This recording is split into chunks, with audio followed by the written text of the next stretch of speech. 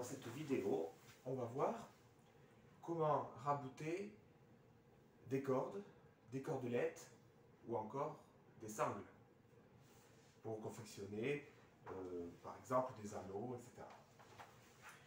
Alors voyons d'abord comment rabouter deux cordes. Donc, nous avons ici nos deux cordes. Alors, je peux confectionner, bien sûr, un nœud de pêcheur double, comme on va le voir pour les anneaux de cordelette. Mais on a besoin d'avoir une boucle quand on raboute deux cordes. Donc le mieux, c'est de faire un nœud de 8 triples. Pour cela, c'est très simple. Sur la première corde, je réalise un nœud de 8 double.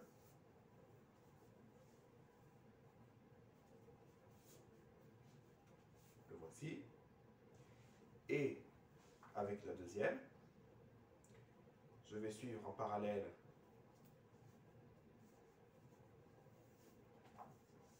le 8 double, comme ça.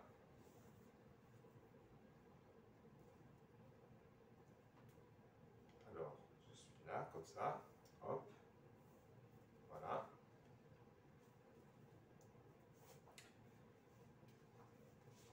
Je serre.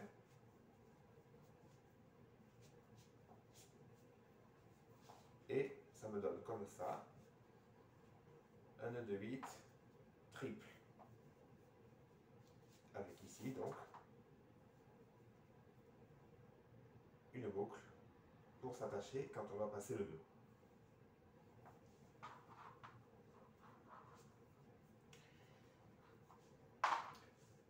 Donc, ensuite, ce qu'on peut faire, c'est rabouter les deux parties d'une cordelette, notamment pour faire un anneau de cordelette, très utilisé. Donc pour ça, je mets mes brins comme ça, et avec le premier, je vais faire un nœud de pêcheur autour de l'autre brin. Donc je fais le tour comme ça, je reviens vers là, hop, là, je fais ressortir, je passe, comme ça, je fais ressortir comme ça, hop, nœud de pêcheur. Classique. Là. Et ensuite, de l'autre côté, eh bien, je fais pareil. On fait le tour, on se rapproche du nœud, et hop, on fait ressortir comme ça. On serre, les deux nœuds se rapprochent, ils se resserrent, et ça nous fait deux nœuds de pêcheur double. Attention, il faut s'assurer que les deux soient bien parallèles ici, et non pas inversés, non pas symétriques comme ça, mais qu'ils soient bien parallèles. Et j'ai un anneau de cordelette. Enfin, on peut aussi faire un anneau de sangle, qui est très utile pour s'amarrer. Pour faire un anneau de sangle, on va confectionner donc un nœud de sangle. Pour ça, rien de plus simple. Le nœud de sangle, je prends donc à l'extrémité de la sangle ici, je vais faire un demi-nœud tout simple, comme ça.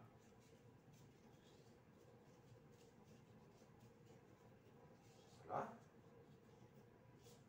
Hop, demi-nœud. Et avec l'autre extrémité de la sangle, eh bien, dans le sens inverse, je vais suivre exactement en parallèle. Hop. Le même demi-nœud, comme ça. Donc on a deux demi-nœuds qui sont l'un contre l'autre. Il ne me reste plus qu'à serrer. Bien serré, bien sûr. Et ça nous fait un nœud de sangle ici. Voilà. Le nœud de sangle qui se serre bien après. Il est assez difficile à défaire. Et on a un anneau comme ça.